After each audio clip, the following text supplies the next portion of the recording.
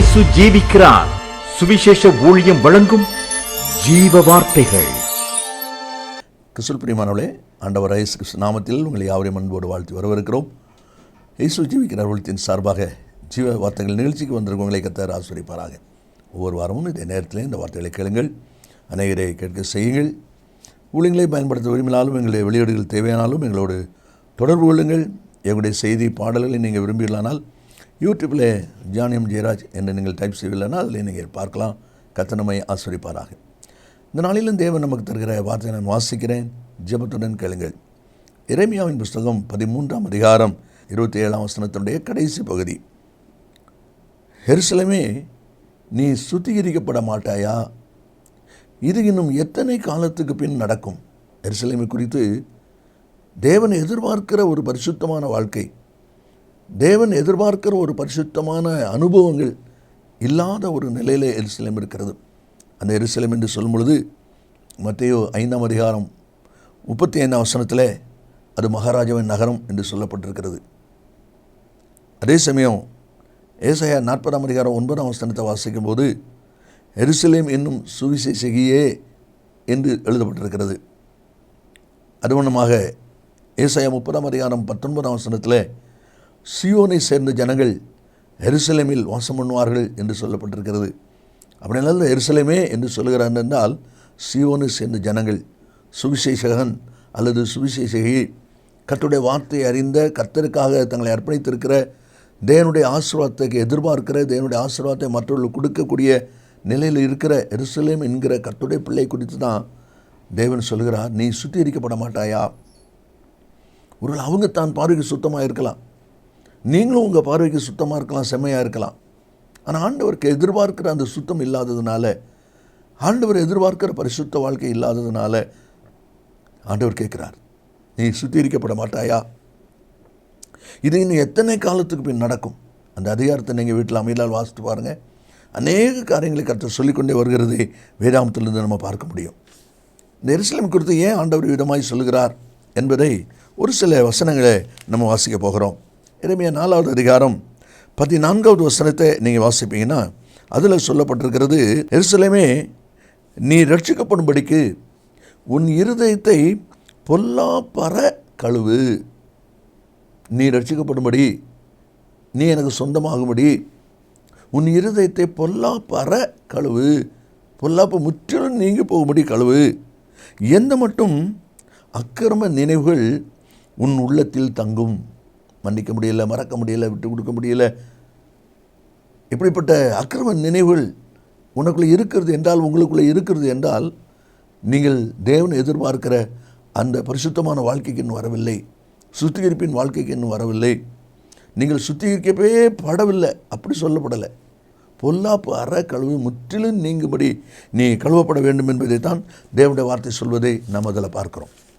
நீதிமொழி புஸ்தகம் 30ஆம் அதிகாரம் 12ஆவது வசனத்தை நம்ம வாசிக்கும் போது, தாங்கள் அழுக்கிற கழுவப்படாமல் இருந்தும் தங்கள் பார்வைக்கு சுத்தமாய் தோன்றுகிற சந்ததியார் உண்டு. அழுக்கிற கழுவப்படாமல் இருந்தும் என்று சொன்னால் கழுவுனாங்க, ஆனால் முழுசும் அழுக்கு போகிற அளவுக்கு கழுவலை. அதை தான் கர்த்தர் சொல்கிறாரு, பொல்லாப்பற நீ கழுவு என்று சொல்லி அந்த வார்த்தை சொல்லப்படுவதை நாம் அதில் பார்க்கிறோம். எரேமியா 2ஆவது அதிகாரம் 22ஆவது வசனத்தை நீங்கள் பார்ப்பீங்கன்னா, நீ உன்னை ஒவ்வொரு மணினாலே கழுவி அதிக சவுக்காரத்தை கையாடினாலும் உன் அக்கிரமத்தின் கரைகள் எனக்கு முன்பாக இருக்கும் என்று கர்த்தராகிய ஆண்டவர் சொல்கிறார். நீ உன்னை ஒவ்வொரு மணினால கழுவி அதிக சவுக்காரம் சோப்பு நீ கையாடினாலும் உன் அக்கிரமத்தின் கரைகள் இருக்கும் என்று தான் கர்த்தர் சொல்கிறார். அப்படியானால் முற்றுமுடிய அது நீங்க வேண்டுமே, மாற வேண்டுமே என்பது தான் தேவனுடைய ஒரு எதிர்பார்ப்பாக இருக்கிறது. இன்றைக்கும் நீங்கள் யோசித்து பாருங்கள், உங்கள் வாழ்க்கையில் முற்றிலுமாய் பொல்லாப்பு அற கழுவப்பட்ட ஒரு வாழ்க்கை நீங்கள் செய்கிறீங்களா? ஏசாயா புஸ்தகம் 1ஆம் அதிகாரம் 16ஆம் வசனத்திலே தீர்க்கதரிசி மூலமாய் கர்த்தர் சொல்லியிருக்கிறார், உங்களை கழுவி சுத்திகரிங்கள். இந்த வார்த்தை கேட்கிறாங்க நேச பிள்ளைகளே, எருசலேமே, நீ சுத்திகரிக்கப்பட மாட்டாயா என்று சொன்னால் தேவன் எதிர்பார்க்கிற சுத்திகரிப்பின் அனுபவம் இல்லாதிருக்கிறது என்பதைத்தான் அந்த வசனத்திலே நாம் வாசிக்கிறோம். அதேபோல் 2வது ஒரு அனுபவத்தை நம்ம பார்க்கும்போது ஏசாயா புஸ்தகம் 52ஆவது அதிகாரம் 1 வசனத்தை நம்ம வாசிக்கும் போது, எழும்பு எழும்பு சியோனே, உன் வல்லமையை தரித்துக்கொள், பரிசுத்த நகரமாகிய எருசலேமே, உன் அலங்கார வஸ்திரத்தை உடுத்திக்கொள். உன் அலங்கார வஸ்திரத்தை உடுத்திக்கொள். அப்படின்னால் உனக்கு அலங்கார வஸ்திரம் இருக்குது, ஆனால் அந்த வஸ்திரத்தை நீ உடுத்தலை, அதை தரித்து கொள்ளாமல் இருக்கிற, அது எங்கோ இருக்குது. ஆனால் ஆண்டவர் சொல்கிறாரு, எருசலேமே உன் அலங்கார வஸ்திரத்தை உடுத்திக்கொள். இந்த வார்த்தை கேட்கிற அன்பு நேச பிள்ளைகளே, வேதாந்தத்தில் அநேக அனுபவங்களை குறித்து நம்ம வாசிக்க முடியும். இப்போ எஸ்தர் ராஜாத்தி ராஜாவுக்கு முன்பாக வருகிறார், தங்களுடைய காரியங்களை சொல்வதற்காக, தன்னுடைய ஜனத்தினுடைய மீட்புக்காக வருவதற்காக. என்ன சொல்கிற, என்ன எழுதியிருக்கு பாருங்கள். எஸ்தர் 5ஆம் அதிகாரம் 1ஆம் வசனத்தில், எஸ்தர் ராஜ வஸ்திரம் தரித்து கொண்டு ராஜாவுக்கு முன்பாக நின்றாள். வீட்டில் இருக்கும்போது மனைவி, அதுக்கு ஒரு வஸ்திரம் இருக்குது. ஆனால் இப்போது ராஜா சிம்மாசனத்தில் இருக்கிறாரு. அப்போ ராஜாவுக்கு முன்பாக வரும்போது வீட்டில் இருக்கிற அந்த வஸ்திரம் அல்ல, ராஜ வஸ்திரம் தரித்து கொண்டு, பார்த்தீங்களா, ராணி அந்த தோரணையில் அந்த ஒரு ஸ்டேட்டஸில் வருகிறதை பார்க்கிறோம். இதைத்தான் ஆண்டவர் சொல்லுகிறார். அப்போ எருசலேம் என்று சொல்லப்படுகிற கர்த்தருடைய பிள்ளைகள், உன் அலங்கார வஸ்திரத்தை உடுத்துக்கொள். உனக்கு என்ன அலங்கார வஸ்திரம் கொடுக்கப்பட்டதோ அதை நீ உடுத்துக்கொள்ள வேண்டும் என்பது தான் தேவனுடைய விருப்பம். எசையா 60ஆம் அதிகாரம் 10ஆம் வசனத்தில், அவர் எனக்கு ரட்சிப்பின் வஸ்திரங்களை உடுத்தினார் என்று சொல்லி பார்க்கிறோம். அதே 60ஆம் அதிகாரத்தில் அந்த 10ஆம் வசனத்திலே தொடர்ந்து சொல்லப்பட்டிருக்கிறது, நீதியின் சால்வையை எனக்கு தரித்தார் என்பதும் சொல்லப்பட்டிருக்கு. 3ஆம் வசனத்தை வாசிப்பீங்கன்னா, துதின் உடை எனக்கு கொடுத்தார் என்று சொல்லப்பட்டிருக்கிறது. அதே போல் எசேக்கியேல் 16ஆவது அதிகாரம் 10ஆம் வசனத்தில் 2 காரியம் இருக்கிறது. ஒன்று, சித்திர தையலாடை, எம்ப்ராய்டரி ஒர்க், சித்திர தையலாடை எனக்கு உடுத்தி, அதே போல் பட்டுச்சால்வையை உனக்கு கொடுத்து என்று வாசிக்கிறோம். இதெல்லாம் அலங்கார வஸ்திரங்கள்.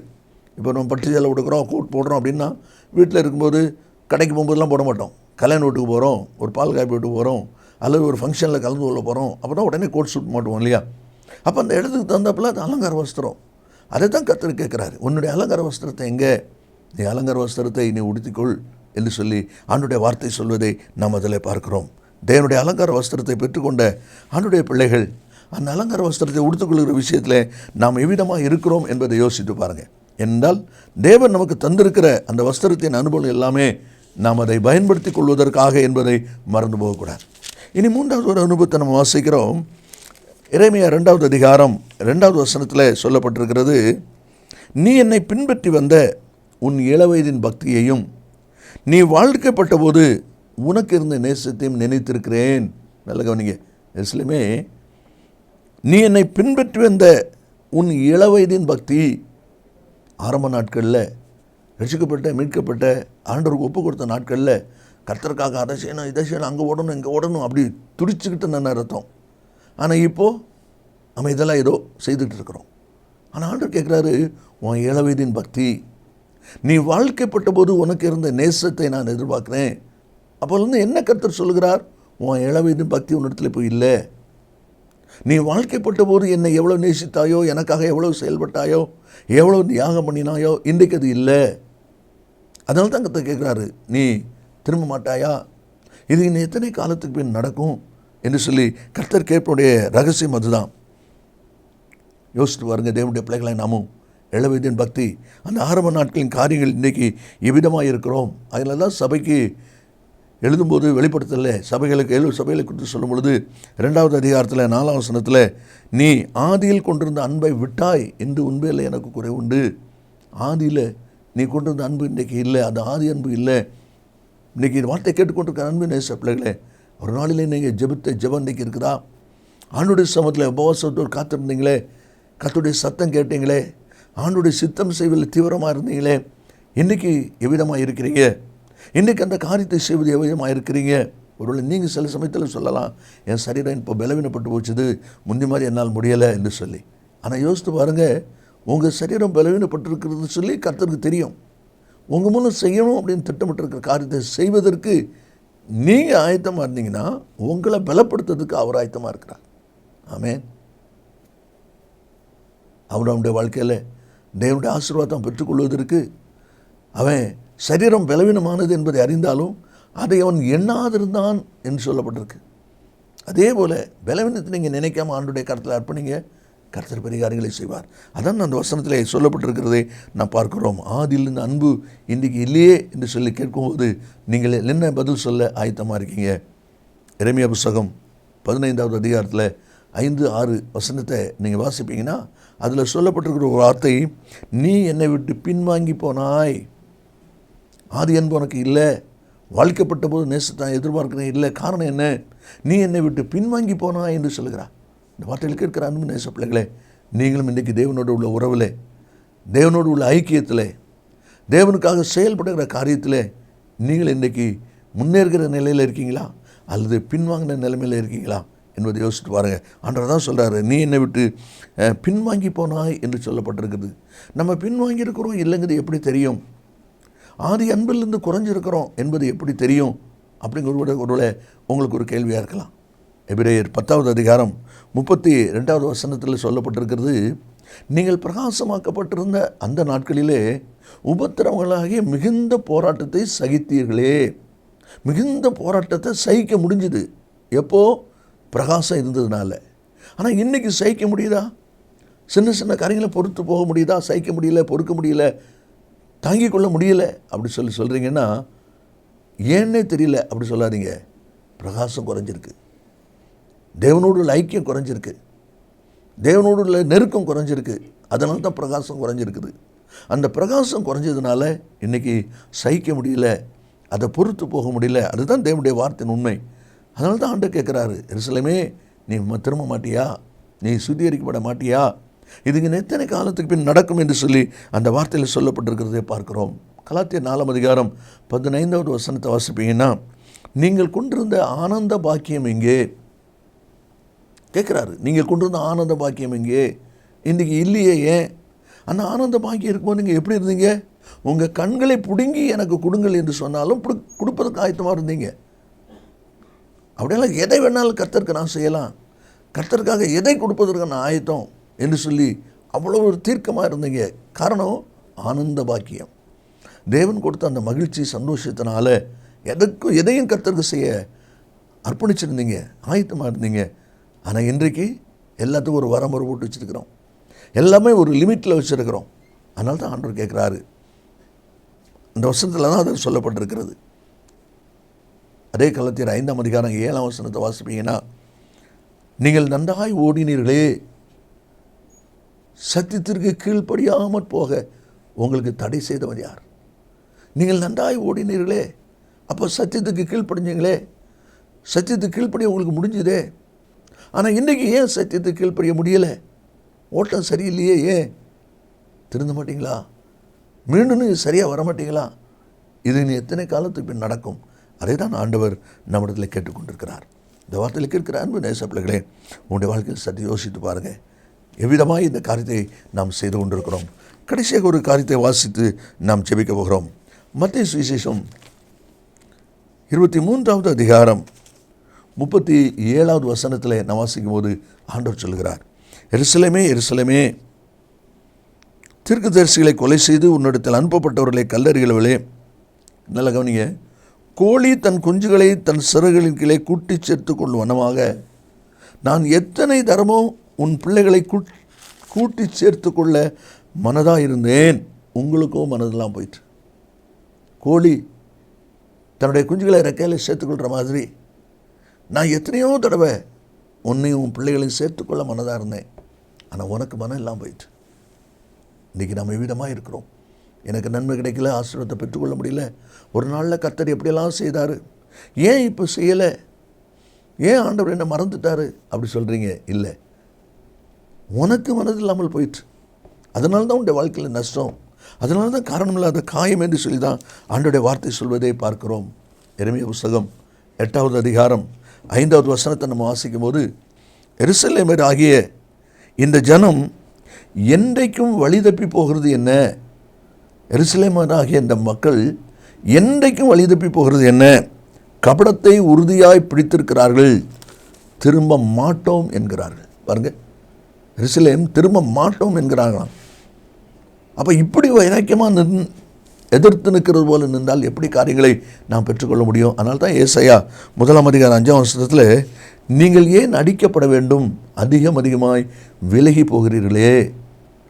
நீங்கள் அதிகமாக வார்த்தையை விட்டு விலகி, ஆண்டுடைய சித்தத்தை விட்டு விலகி, ஆண்டவர் உங்களுக்கு கொடுத்துருக்க திட்டத்தை விட்டு நீங்கள் விலகி போகிறதுனால அடிபட வேண்டியது இருக்குது. அதிகமாய் விலகி போகிறீர்களே என்று சொல்லி அந்த வார்த்தை சொல்வதை பார்க்கிறோம். மூத்த மகன் வயலிருந்து திரும்பி வாரான். வீட்டில்ங்கிற பாடல் ஆடல் சத்தத்தெல்லாம் கேட்ட உடனே, தம்பி வந்திருக்கான விஷயம் தெரிஞ்ச உடனே 28ஆம் வசனத்தில் வாசிக்கிறோம், அவன் கோபமடைந்து உள்ளே போக மனதில்லாதிருந்தான். அவன் வீட்டுக்குள்ளே போகிறதுக்கு அவனுக்கே மனம் இல்லாமல் ஆகி போச்சுது. அதான் பார்க்குறோம். அப்போ எத்தனை நேரம் சேர்த்துக்குள்ள ஆசைப்பட்டேன், உங்களுக்கும் மனதில்லாமல் போயிட்டு அப்பா வந்து கூப்பிட்றாரு, மகனே நீ வா, என்னுடையதெல்லாம் உனக்கு தான், நீ உள்ளே வா அப்படின்னு சொல்லி வருந்தி கூப்பிட்றாரு. ஆனால் அவன் அப்படி இருந்தும் அவனுக்கு வர்றதுக்கு மனம் இல்லாதபடி அவன் நின்று கொண்டிருப்பதை நான் பார்க்கிறோம். அதனால தான் ஓசியா 13:9 நாம் வாசிக்கிறோம், இஸ்ரவேலே நீ உனக்கு கேடு உண்டாக்கி கொண்டாய், ஆனாலும் என்னிடத்தில் உனக்கு சகாயம் உண்டு. அந்த சகாயம் செய்கிற கர்த்தர் இன்றைக்கு நமக்கு சகாயம் செய்ய ஆயத்தமாக இருக்கிறார். அவர் சொல்லுகிறார், எருசலேமே சுத்திகரிக்கப்பட மாட்டாயா, இது இனி எத்தனை காலத்துக்கு பின் நடக்கும், நீ மனமாற்றம் அடைந்து வருவாயானால், அதனால் சொல்லப்பட்டிருக்கு, பொல்லாப்பற நீ உன்னை கழுவு, உன்னுடைய அலங்கார வஸ்திரத்தை நீ உடுத்திக்கொள், நீ என்னை பின்பற்றின இளவயதின் பக்தி, வாழ்க்கைப்பட்ட போது இந்த நேசத்தை நான் நினச்சிக்கிட்டு இருக்கிறேன், உன்னை கூட்டி சேர்க்கலான்னு பார்க்குறேன், உனக்கு மனம் இல்லாமல் போகுதே, திரும்ப மாட்டியா என்று சொல்லி ஆண்டவர் உங்களுக்கு அங்கே வாய்த்து கொண்டு இருக்கிறார். அந்த தேவனத்தில் திரும்புவீர்களா, மீண்டும் ஆசீர்வாதத்தை பெற்றுக்கொள்ள முடியும். நாம் ஜெபிப்போமா? இயேசு சீக்கிரம் வரப்போகிறார். நல்ல பிதாவே என்னை துதிக்கிறோம். உங்களுடைய வார்த்தை ஆமந்தும் ஆமேனும் இருப்பதற்காக ஸ்தோத்திரம். இந்த வார்த்தை கேட்கிற ஒவ்வொரு பிள்ளைகளும் ஒரு விஷயத்தை தங்களை ஆராய்ந்து மீண்டும் கண்மலையாக கிறிஸ்துவோடு இணைந்து கொள்ள தங்களை அர்ப்பணிக்க உதவி செய். இயேசுவின் நாமத்தில் பிதாவே, ஆமேன் ஆமேன். கர்த்தர் ஆசீர்வதிப்பாராக. ஆமேன். மேலும் விவரங்களுக்கும் உங்கள் ஜெப தேவைகளுக்கும் நீங்கள் எங்களோடு தொடர்பு கொள்ள வேண்டிய முகவரி, ஜீசஸ் லிவ்ஸ் காஸ்பல் மினிஸ்ட்ரீஸ், சகோதரர் John M Jeyaraj, 123A Dohnavur road, Mavadi, Nellai மாவட்டம், தென்னிந்தியா 627107. செல்போன் 9443113292.